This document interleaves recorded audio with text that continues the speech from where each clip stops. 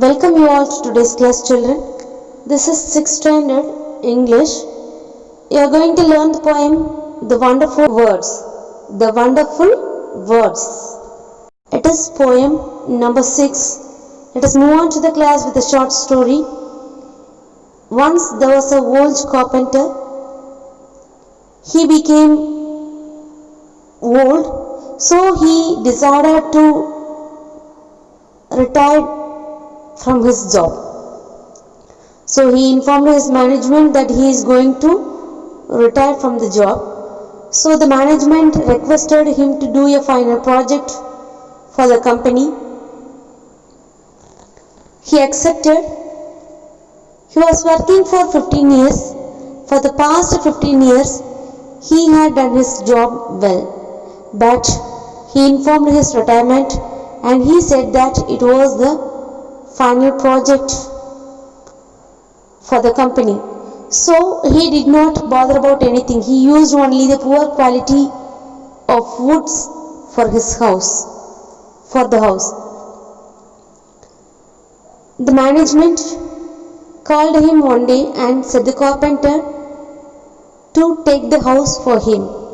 It gifted the house for the carpenter for his 15 years of experience. The carpenter became so shocked because he used only the very poor material for the house. He thought it was for someone and it was a final project of him. So he did not bother about anything, but he only experienced the poor quality house. So this is the story, children. So always do your work sincerely. So sincerity will give a great surprise. Okay, children, let us move on to the poem The Wonderful Words. The poetess Mary O'Neill. Let us see something about the poet Mary O'Neill. Mary O'Neill was born in 1898 and passed away on 1957. She was an Irish poet. She was a friend of W.B. Yeats, George Russell and Austin Clarke.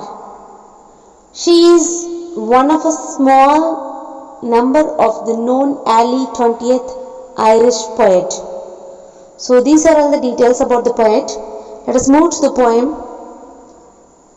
I will read the poem for you. Never let a thought shrivel and die for want of a way to say it, for English is a wonderful game and all of you can play it. All that you do is match the words to the brightest thoughts in your head so that they come out clear and true and handsomely grooved and fed. For many of the loveliest things have never yet been said. In this poem, the poet said, every mind has thoughts. People are constantly trying to translate their thoughts into words. The poet wants these attempts to continue.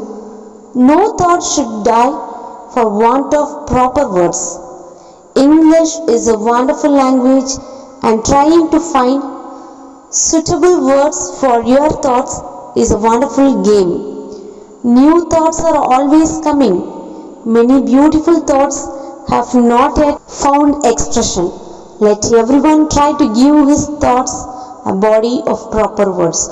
So always utter the words whatever you think in a fine way, children. Let us move on to the second stanza of the poem.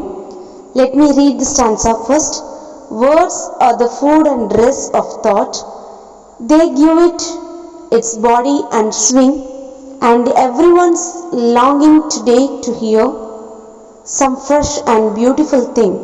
But only words can free a thought from its prison behind your eyes.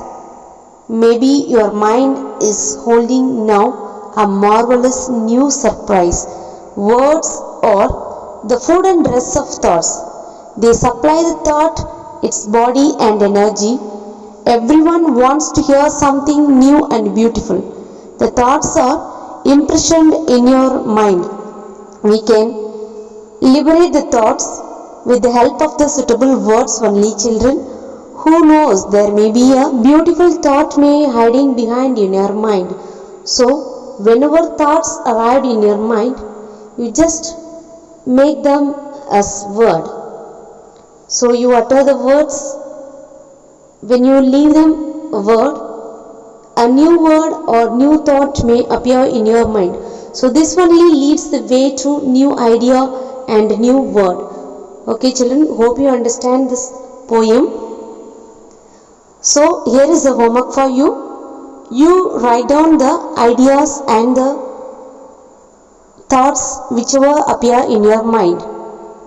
Thank you children. Be safe and be happy. Thank you. Goodbye. Meet in the next class.